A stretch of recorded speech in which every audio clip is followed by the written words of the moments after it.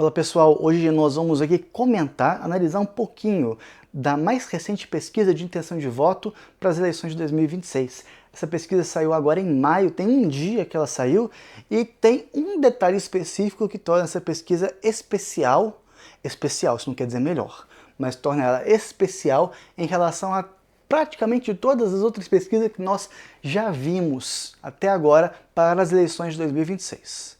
Eu vou contar o que é para vocês, mas antes eu peço aí que você se inscreva no canal, que você curta aí pra gente e compartilhe com os amigos. E fala aí, dentro das pesquisas de intenção de voto, quem que você vai votar? Quem que você pensa em votar em 2016? Lula, Bolsonaro, Tarcísio, Haddad, Ciro, são esses as principais pessoas presidenciais cotadas para 2026. Mas o porquê que essa pesquisa ela se torna especial? Porque nessa pesquisa, isso é muito curioso, isso é muito interessante, é a única pesquisa em que o Ciro está sendo ali avaliado também no voto das pessoas para o segundo turno. Em todas as pesquisas que saíram até hoje, o Ciro nunca esteve contemplado ali no segundo turno. E eu vou dar um spoiler aqui, eu não vou aguentar. Eu vou dar um spoiler para vocês. Ciro Gomes vence todas as projeções de segundo turno dessas pesquisas. Geralmente o Ciro é colocado ali sempre nas pesquisas de primeiro turno, e ele acaba sempre em terceiro. Mas agora a gente tem uma projeção do Ciro em segundo turno. E em segundo turno a gente vê que ele é muito competitivo. E isso vai gerar uma novidade, um fato novo que a gente tem que considerar para 2026 e que eu vou falar para vocês no final desse vídeo. Então o final desse vídeo hoje é importante porque a gente vai entender qual que é o papel do Ciro segundo as informações que essa pesquisa trouxe pra gente. Em primeiro lugar, se você falou Lula e Bolsonaro, eu quero aqui tomar a licença, a devida licença, para discordar de quem pensa sobre isso. Por quê? O Lula recentemente voltou a se internar por, assim, né, uma medida de segurança. O Lula tem se internado demais por medida de segurança, a questão é essa. Né? E isso um dia depois que o senador Jacques Wagner xistou, né, em seu X, que Lula é candidatíssimo à reeleição em 2026. Só que Lula já está taxado, mas dessa vez não pelo Haddad, mas pela população brasileira. O Lula já está taxado de Biden brasileiro. E todo mundo pergunta a mesma coisa. O Lula dá conta de uma reeleição? A gente lembra que na eleição de 2022 ele já custou em um dos debates, quase foi mal no debate. E a gente tem visto reiteradamente que o Lula não é mais aquele Lula que a gente conhecia e que ele está precisando agora de um roteirinho para organizar as ideias e não falar besteira. Incrível, né? Não falar besteira. Como se não falasse antes, mas a quantidade de besteiras aumentou exponencialmente. Então é por isso que nós consideramos aqui que Lula não estará nas eleições e que no lugar de Lula é mais provável que Haddad, o poste, Haddad, o taxade, o maldade. Respirou? Haddad te taxou. O Haddad é muito mais provável de estar no lugar do Lula para as eleições em 2026. Então aqui nós vamos considerar o Haddad e Bolsonaro. Quem escreveu Bolsonaro? Olha, eu tenho que ser muito franco com vocês, porque assim, de 10 palavras que o Bolsonaro fala, 11 palavras são anistia. O Bolsonaro está preocupado com muita coisa, eu acho que a última delas é com eleições. A gente ainda nem tem certeza se o Bolsonaro vai poder se candidatar. E ao que tudo indica, a pessoa com mais viabilidade aí para ocupar, não estou dizendo que vai ser o candidato do Bolsonaro, mas a pessoa aí para ocupar a vaga de Bolsonaro para essa direita, uma centro-direita, é ninguém menos, ninguém mais do que Tarcísio. E o mais interessante disso tudo é que quando a gente junta o Haddad, quando a gente junta o Tarcísio, quando a gente junta o Ciro de acordo com essa pesquisa, a gente vai ver o quê? Um empate técnico ali na margem de erro. Agora, imaginem, que sonho, gente. Que sonho. A gente ter ali com Tarcísio, com Ciro e com Haddad, teoricamente, pelo menos, um debate profundo sobre os problemas do Brasil, e não aquele show de horrores que foi o debate envolvendo o Lula e o Bolsonaro que a gente teve em 2022. Um show de horrores, uma mancha na história da democracia brasileira, no mínimo, para falar o mínimo. Então aqui a gente vai fazer uma análise bem rapidinha de pontos positivos e negativos, tanto de Ciro quanto de Tarcísio. Eu vou explicar para vocês daqui a pouquinho por que eu não falei aqui Haddad. Vou explicar para vocês daqui a pouquinho. E lembrem-se, eu vou falar por que a pesquisa revelar essa realidade do Ciro no segundo turno de uma forma tão boa, tão positiva, tão bem cotado, é importante ali para o Ciro. A gente vai entender isso. Uma primeira característica positiva do Ciro: propostas detalhadas. Sinceramente, eu não me lembro de ver um projeto, uma programática tão completa como é o tal do PND, Projeto Nacional de Desenvolvimento.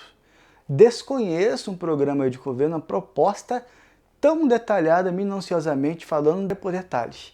Então é uma das grandes aí, pontos positivos do Ciro. É tanta coisa que eu vou pegar aqui uma colinha. Experiência do Ciro. Já foi governador, prefeito, deputado, ministro da Fazenda, ministro da Integração Nacional. Então o Ciro tem uma experiência já aí, está provada pra gente, e nem somente provada, essa experiência está, como a qualidade dessa experiência. O Ciro ganhou diversos prêmios, ele conseguiu fazer coisas absurdas, absurdamente positivas, sendo aí, ocupando algum cargo público enquanto gestor. Então é outro ponto positivo. Habilidade de comunicação. O Ciro ele consegue pegar ideias complexas porque fazer reformas estruturantes não tem como ser uma coisa simples. E o Ciro consegue pegar essas ideias e colocar essas ideias de uma forma acessível. Não estou dizendo fácil, estou dizendo acessível. E o Ciro também tem um perfil independente. Principalmente por quê? Porque ele busca se colocar em independência aí, independência dessa relação de polarização entre PT e Bolsonaro. Porque o Ciro, ele coloca ali uma âncora em cima do PND e de lá não sai dali, ninguém tira ele. Então ele tem perfil esse independente para proteger as suas ideias, o seu programa e seus projetos. E esse PND, esse Projeto Nacional de Desenvolvimento, ele é focado em industrialização e soberania econômica. Coisas muito necessitadas, muito necessárias para a gente hoje. Características negativas. Da mesma forma que o Ciro ele quer colocar ele como independente, ter uma comunicação forte, ele também tem um temperamento explosivo. E isso, apesar do Ciro estar cuidando, é também um problema. Isolamento político. Apesar de querer ali proteger o Projeto Nacional de Desenvolvimento e ser independente, isso gera um problema, que é se isolar politicamente. Isso às vezes mina as chances dele de conseguir se eleger para algum cargo. Por quê? Porque não tem ali ninguém na base para permitir uma garantia da candidatura e da eleição dele. Por quê? Ele é inflexível dentro do PND, dentro do Projeto Nacional de Desenvolvimento. É a solução e ao mesmo tempo tem problemas para a gente alcançar a solução. A inconstância partidária.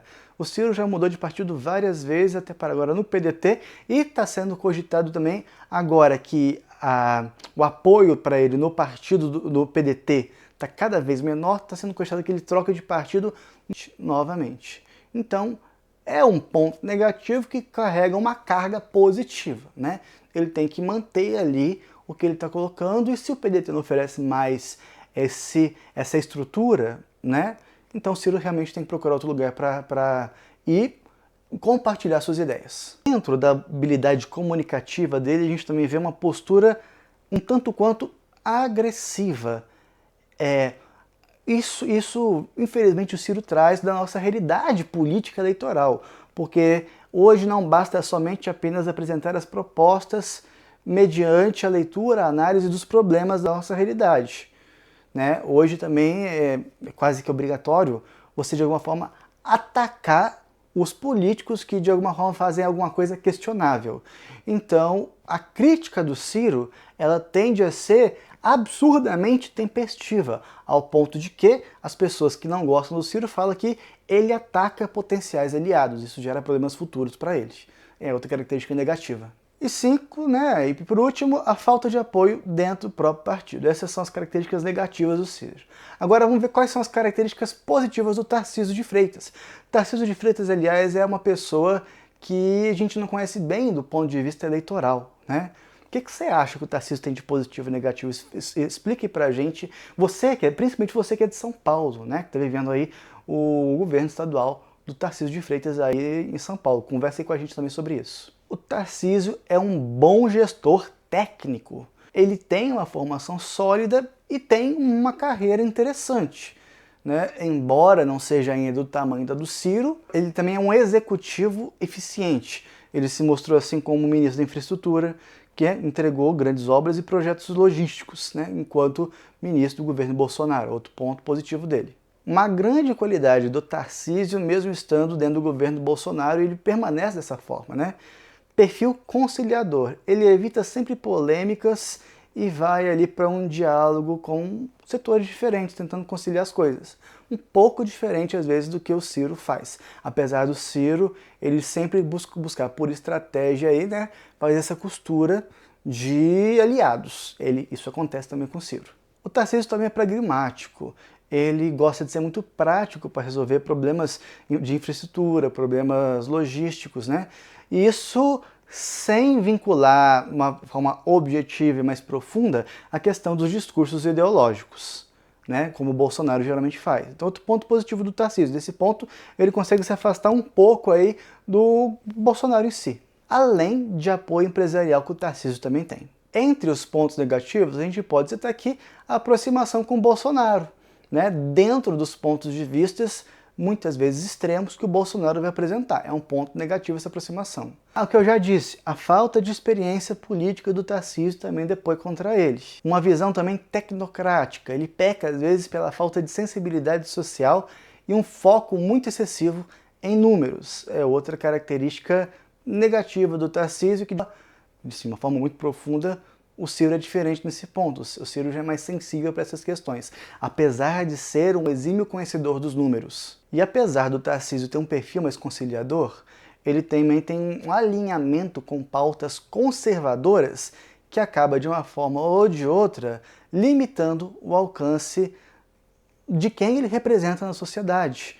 Então ele pode ser muito inflexível quanto a isso, e isso pode ser um fator que vai limitar seu eleitorado. Além de um baixo carisma.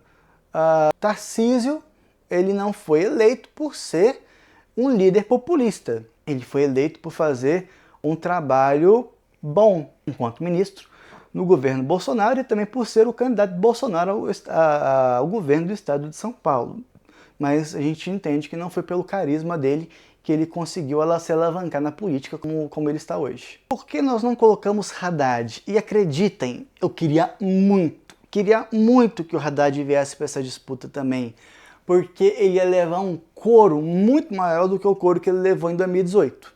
Eu queria muito que ele estivesse. Mas se ele for estar, gente, ele perdeu tudo que ele disputou nas últimas eleições. E como ministro da Economia, então, pelo amor de Deus, tá o terror. Ele respirou, Haddad te taxou. Ele perdeu pro João Dória, uma margem assim, João Dória teve 3 milhões, mais de 3 milhões de votos.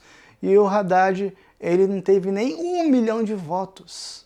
Então foi uma derrota muito acachapante. E ele saiu da gestão dele como prefeito com uma das maiores rejeições da história da cidade de São Paulo.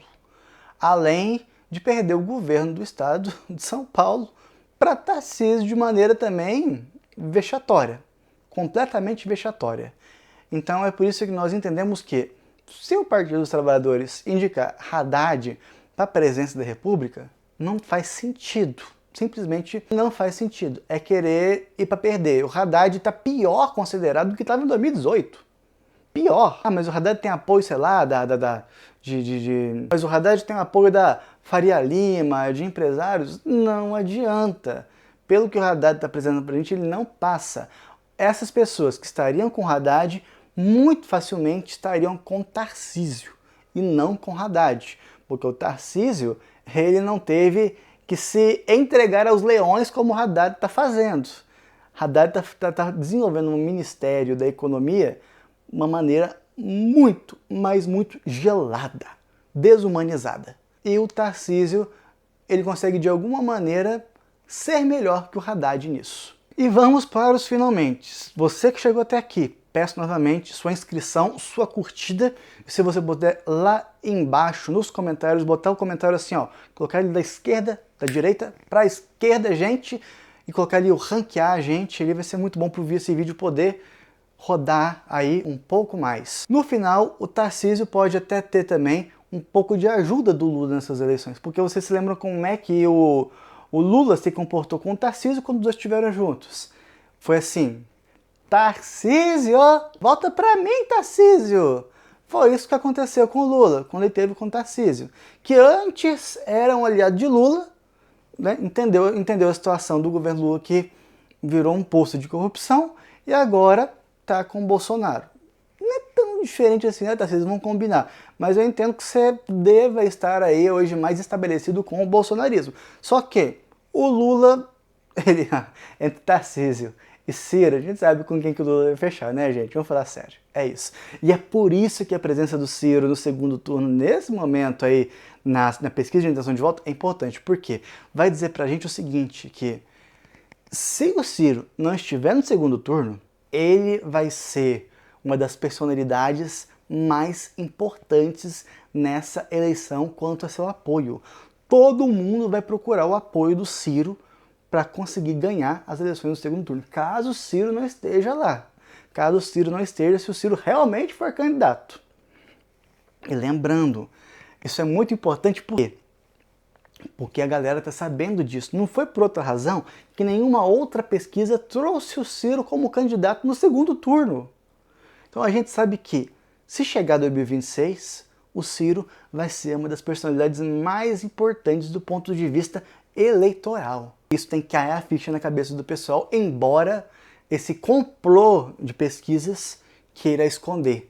Por essa pesquisa que apareceu agora, graças a milhares de pessoas que contribuíram, né, para gerar a contratação da empresa, a gente agora sabe disso. Ciro vai ser a personalidade mais importante das eleições do ano que vem, se não for eleito presidente da República, sendo então, de qualquer forma, a personalidade mais importante de 2026. Era isso que a gente queria trazer nesse vídeo. Até o próximo.